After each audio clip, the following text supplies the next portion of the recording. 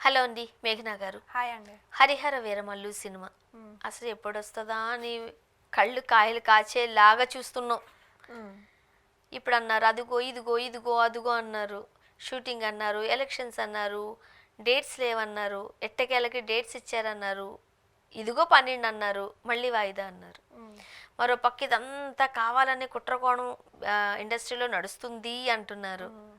First చెప్పండి, కుట్రకోణం ఏమైనా ఉందా దీంట్లో? ఇప్పుడు పాయింట్ మీకు మనం దీని గురించి ఒకసారి మాట్లాడినప్పుడు నేను ముందే చెప్పా, అక్కడ ఏమి థియేటర్ బంద్ లేదండి, ఏమీ లేదు. ఎక్కడో ఏదో జరిగిన విషయాన్ని వీళ్ళు పులుముకున్నారు. ఎప్పుడో జరిగిన రిలీజ్కి ఇప్పుడు పులుముకోవడం ఎందుకు అంటే ఒక కైండ్ ఆఫ్ పబ్లిసిటీ. ఆ సినిమా పోయిందని వాళ్ళకి కూడా నాలెడ్జ్, ఎడిటింగ్ అప్పుడే తెలిసిపోతుంది కొన్ని. ఇది ఒక కైండ్ ఆఫ్ పబ్లిసిటీ అని మనం అనుకున్నాం. గుర్తుందా మీకు? ఇప్పుడు అదే కదా జరిగింది పాయింట్లో. ఇప్పుడు డిస్ట్రిబ్యూటర్లకి వాళ్ళకి మధ్యలో జరిగిన స్టోరీలో ఈయన సినిమా ఎవడు ఆపుతాడండి? పాయింట్ ఏంటి? ఇప్పుడు ఒక ఆయన సినిమాలే కాదు కదా, ఇప్పుడు ఈ పెద్ద పెద్ద సినిమాలు 3-4 ఉన్నాయి ఈ మంత్లో.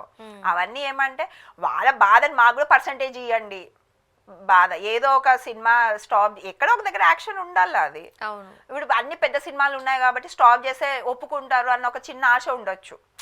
ఇప్పుడు ఏదైనా టైమింగ్ చూస్తారు కదా, ఎవరైనా టైమింగ్ చూస్తారు. అది దానివల్ల ఎవరో 4 చేతులు ఉన్నాయి, 4 మనుషులు ఉన్నారు, 4 వచ్చి ఇది చేశారు అని అంటే అది ఎక్కడెక్కడో పోయింది ఆ స్టోరీ. ఆయన లెటర్ పంపించడం ఒకటి విచిత్రంగా, ఆయన అగ్రెసివ్ అయిపోవడం ఒకటి. ఇప్పుడు ఆయన సరే అండి, ఆయన వెళ్ళి 1 year అయింది కదా, సీఎం అయ్యాడు కదా, ఇండస్ట్రీకి ఏం చేశాడండి? సరే ఇండస్ట్రీకి వదిలేయండి, సీఎంగా డిప్యూటీ సీఎంగా కూర్చున్నప్పుడు జనాల కోసం ఏం చేశాడు? టికెట్ రేట్లు ఏమైనా తగ్గించాడా? అప్పుడు ఎందుకు యాక్షన్ తీసుకోలేదు అంటున్నా.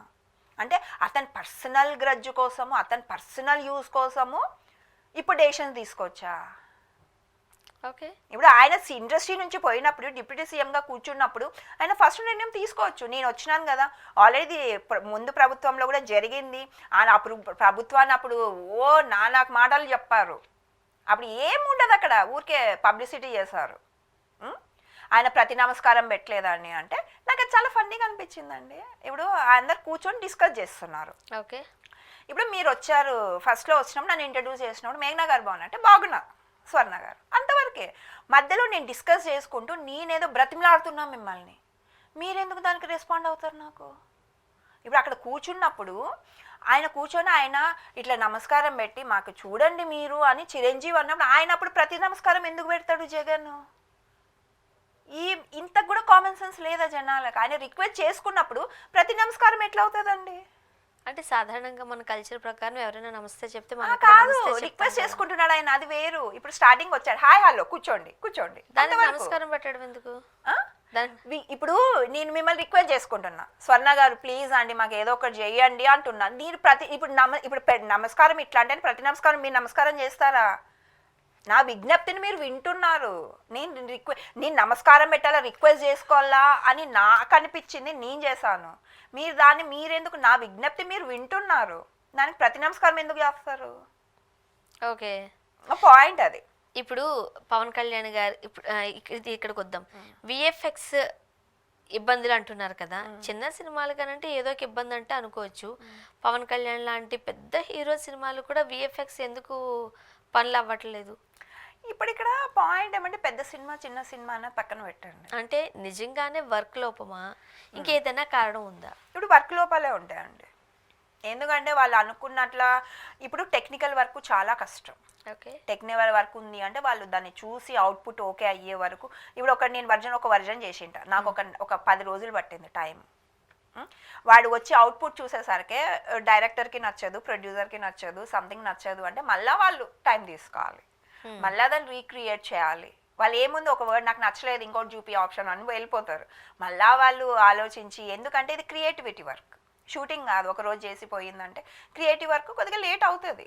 ఇప్పుడు రిలీజ్ డేట్ ఎప్పుడు అవుతుంది, రిలీజ్ డేట్ ఎప్పుడు అవుతుందా ఏమవుతుందా అన్నది పక్కన పెడితే, ఇప్పుడు ఆయన పవన్ కళ్యాణ్ గారు డిప్యూటీ సీఎం గారు ఇప్పుడు ఎక్కడ ఉన్నారు తెలుసా మీకు? ఓజీ షూటింగ్లో అండ్ ఇంకొకటి గాయాలు అయ్యాయంట కూడా పాపము. ఇప్పుడు నాకు తెలియక అడుగుతానండి, ఇప్పుడు సీఎం పోస్టులు ఎవరన్నా ఒక పదవిలో ఎన్ని సంవత్సరాలు స్పాన్ పీరియడ్ ఉంటుందండి? 5 years. 5 years కదా.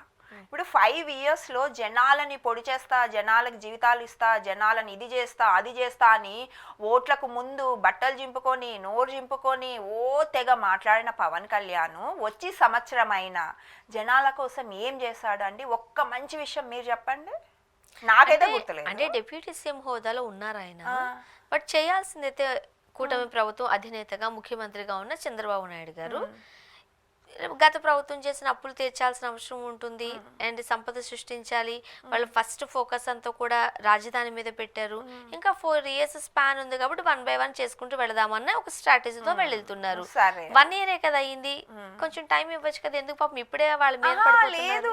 ఎవరైనా సరే నువ్వు సినిమా, ఇప్పుడు నేను సినిమా నుంచి పోయాను అనుకోండి, నేను పోయి నాకు పొజిషన్ వచ్చింది, నా చేతిలో కంట్రోల్ ఉంది, నేను ఏమైనా చేయగల కెపాసిటీ నాకు ఒక జనాలు నాకు ఆ పవర్ ఇచ్చారు. ఫస్ట్ నేను పోతేనే పోయిన ఇప్పుడు ఏదైనా చూడండి, సీఎం అయినా ఫస్ట్ సంతకం పెట్టే ఇది, తర్వాత వాళ్ళు ఎన్ని చేసినా అది ఉండదు. ఆ కిక్కు ఏముంటుంది అంటే పోతేనే ఫస్ట్ ఫైలింగ్ మీద దీని సంతకం పెట్టాడని. అట్లా ఈయన కూటమి ప్రభుత్వం ఆయన సింగిల్గా ఈయన గెలవలేండి, కూటమి ప్రభుత్వంతోనే గెలవాల్సి వచ్చింది, గెలిచాడు. బట్ ఈయన ఇండస్ట్రీ పరంగా ఇండస్ట్రీ మనుషులుగా ఈయన పోయినప్పుడు ఇండస్ట్రీ గురించి ఏమి ఇది చేశాడు? అసలు వీళ్ళు వెళ్ళి కలిస్తేనే కదా ఏమన్నా చేయడానికి. ఎవరు వెళ్ళి కలవాలి? చెప్పారు కదా రిటర్న్ గిఫ్ట్ చాలా బాగా ఇచ్చారు, ఒక్కసారైనా మమ్మల్ని కలిసారా, మమ్మల్ని మిస్ పని ముఖ్యమంత్రి గారిని కలిసారా అంటే కలవాలి. ఇప్పుడు పాయింట్ ఇంకోటి ఏం చెప్పాలా అండి, ముందు ప్రభుత్వం కూడా మీరు అబ్జర్వ్ చేస్తారో లేదో, జగన్ గారు అందరిని ఇన్వైట్ చేశారు. ఎందుకు చెప్పాలా? ఇక్కడికి వచ్చి మీరు సినిమాలు చేయండి, మేము ఇక్కడ మీకు ల్యాండ్స్ ఇస్తాము, మీరు ఇక్కడ షూటింగ్స్ చెయ్యండి, వీళ్ళంతకు వీళ్ళు ఇండస్ట్రీ వాళ్ళు మాకు ఇది ఇవ్వండి అని జగన్ సార్ దగ్గరికి వెళ్ళలేదు. జగన్ సార్ దగ్గరికి వెళ్ళలేదు. వాళ్ళందరినీ ఇన్వైట్ చేశాడు ఎవరు? ఆ ప్రభుత్వం వాళ్ళు, వీళ్ళ ఇండస్ట్రీ వాళ్ళని. ఎందుకంటే ఏపీలో కూడా డెవలప్ అవ్వాలా, మేము ఏపీలో కూడా మేము ఫెసిలిటీస్ ఇస్తాము, మా నుంచి మీకు ఇంత స్పేసెస్ ఇస్తాము, స్టూడియోలు కట్టుకోవడానికి మేము స్థలాలు ఇస్తాము, మీరు ఇల్లు సెటిల్ అవ్వాలి, మీరు సెటిల్ అవుతారంటే మేము స్థలాలు ఇస్తాము, మీరు వచ్చి ఇక్కడ సెటిల్ అవ్వండి అని చెప్పడానికి ఆయన వాళ్ళందరినీ ఇన్వైట్ చేశారు తప్ప వీళ్ళంతకు వీళ్ళు కట్టగట్టుకొని మాకు ఇండస్ట్రీని బాగుపరచండి. ఇప్పుడు ఇక్కడ ఇండస్ట్రీ ఉందంటే ఆయన ఏం చేస్తాడండి? ఆయనకేం సంబంధం? ఇప్పుడు నేను ఒక పొజిషన్లోకి వచ్చినప్పుడు నేను ఒకరికి ఇన్వైట్ చేస్తే వాళ్ళు వచ్చారు, వీళ్ళు ఎందుకు ఇన్వైట్ చేయలేదంటే 1 year అయింది కదా ఇండస్ట్రీ వాళ్ళని. ఇప్పుడు ఈయన ఇండస్ట్రీలో సీఎం డిప్యూటీ సీఎంగా కూర్చున్నప్పుడు ఇండస్ట్రీ వాళ్ళని ఈయన ఎందుకు ఇన్వైట్ చేసి మాట్లాడలేకపోయాడు? పవన్ కళ్యాణ్ గారు ఎందుకు మాట్లాడలేకపోయారు? పాయింట్ అది. ఇప్పుడు టికెట్లు తగ్గిస్తాను అన్నప్పుడు అప్పుడు పోయారు, టికెట్లు తగ్గిస్తే ఆయన ఒక నిర్ణయం తీసుకున్నాక సినిమాలు ఎవరైతే ఉన్నాయో అందరు పోలేదండి, ఎవరైతే ఆ సినిమాలు ఉన్నాయో వాళ్ళందరిపై రిక్వెస్ట్ చేసుకున్నారు, మీరు ఇలా తగ్గిస్తే మాకు ప్రాబ్లం అవుతుంది, మాకు ఉంటుంది, మీరు మా మీద దయ చూపియండి, మేము మా మీద ఇది చేయండి, మళ్ళీ మేము అంత తక్కువ చేస్తే మాకు ప్రాబ్లం అవుతుందని వాళ్ళ వర్జన్ వాళ్ళు పెట్టుకున్నారు. ఇప్పుడు ఈయన ఏదో ఒక యాక్షన్ తీసుకుంటే ఇండస్ట్రీ మీద అప్పుడు కూడా పోయేటోళ్ళు కదా, అక్కడ ఏం విషయం లేకోకుండా ఏం పోయి వీళ్ళెందుకు గలవాలా? ఒక రీజన్. ప్రస్తుతానికి ఇప్పుడు పవన్ కళ్యాణ్ గారికి గాయాలు అయ్యాయట, ఎలా ఉంది? మళ్ళీ ఎప్పుడు షూటింగ్ లో పాల్గొనే అవకాశాలు ఉన్నాయి? ఇప్పుడు ఆయన ఏం ఆలోచిస్తున్నాడో ఏం చేస్తున్నాడో జనాలకు అర్థమవుతుందో ఆయనకు అర్థమవుతుందో లేదో తెలియదండి. ఇప్పుడు ఆయనకు ఉండేది 4 సంవత్సరాలు, ఒక 1 year అయిపోయింది, ఏమీ చేయలేదు, జనాల కోసం ఏమీ చేయలేదు. ఉన్న 4 సంవత్సరాల్లో ఆయన షూటింగ్ అని చెప్పి జనాల డబ్బుల మీద ఆయన షూటింగ్లో పోయి కూర్చొని సెక్యూరిటీలు తీసుకొని జెక్యార్డ్ సెక్యూరిటీలు తీసుకొని ఆయన షూటింగుల్లో కూర్చుంటే ఎవరి డబ్బులండి అవి? ఎవరి డబ్బులతో షూటింగ్ చేసే పర్మిషన్ ఆయనకి ఎవరు ఇచ్చారు? అది చెప్పమానండి నాకు.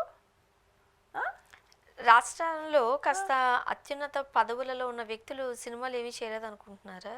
చేసి ఉండొచ్చు, బట్ ఈయన మోటివ్ అది కాదు కదా. ఫస్ట్ ఏమి జనాల కోసం ప్రాణాలను వదిలొచ్చి 20 సంవత్సరాలు ఇప్పుడు 5 సంవత్సరాలు కూడా సినిమాలు చేయకూడదు ఆయన రూల్ ప్రకారం. అయితే జనాల కోసము అంత ఇది చేసినప్పుడు ఆయన ఇప్పుడు ఉన్న 1 year సినిమాలు చేసేస్తాడండి, 1 year అయిపోయింది, 1 year సినిమాలు షూటింగుల్లో పోతాడు, ఇంకా జనాల కోసం ఎప్పుడు నిలబడతాడు ఆయన? ఏం చేస్తాడు ఆయన? టైం బ్యాలెన్స్ ఆయన చేసుకోగలుగుతాము. ఇప్పుడు బాలకృష్ణ గారు ఉన్నారు, ఎమ్మెల్యే అనంతపురం జిల్లాకి. ఎమ్మెల్యే అండి, ఎమ్మెల్యే డిప్యూటీ సీఎం బట్ ఎప్పుడు ఆ నియోజకవర్గ ఎమ్మెల్యేలు ఎంతమంది ఉంటారు? ఇప్పుడు సీఎం పొజిషన్ లో కూర్చున్న వాళ్ళు చేస్తే జనాలకు ఇబ్బంది, వాళ్ళు చెయ్యకూడదు. ఈయన డిప్యూటీ సీఎం లాగా కూర్చున్నప్పుడు చేయకూడదు, ఎమ్మెల్యేగా ఉన్నప్పుడు చేసుకోమని చెప్పండి, ఎంపీగా ఉన్నప్పుడు చేసుకోమని చెప్పండి. ఇచ్చిన డేట్స్ కాదు, ఇప్పుడు ఎందుకు పెట్టుకోవాలి, ఉన్నారు కదా వెయిట్ చేస్తున్నారు కదా, 100 మొన్న కూడా ఒక 4 ఏళ్ళు వెయిట్ చేస్తే ప్రొడ్యూసర్స్ ఎంత ఇబ్బంది పడతారండి. ప్రొడ్యూసర్లకు తలకాయ లేదు. ఎందుకు అంటే ఇంకొక మొన్న ఏదో సినిమాకి మీకు తెలుసో తెలీదో మొన్న కొత్త సినిమాకి సైన్ చేసి 200 కోట్లు తీసుకున్నాడు. ఎందుకు ఇస్తున్నారు? ఆ సినిమా ఎప్పుడు జరుగుతుందో వాళ్ళకి తెలుసా? అదే ఇప్పుడు ఆల్రెడీ సైన్ చేసిన సినిమాలు అవి, కొత్త సినిమా ఆయన ఏమో ఓకే చేయలేదు. హరిహర వీరమల్లుకు ఒక 1 వీక్ ఇచ్చారంట, ఓజీ ఉండింది.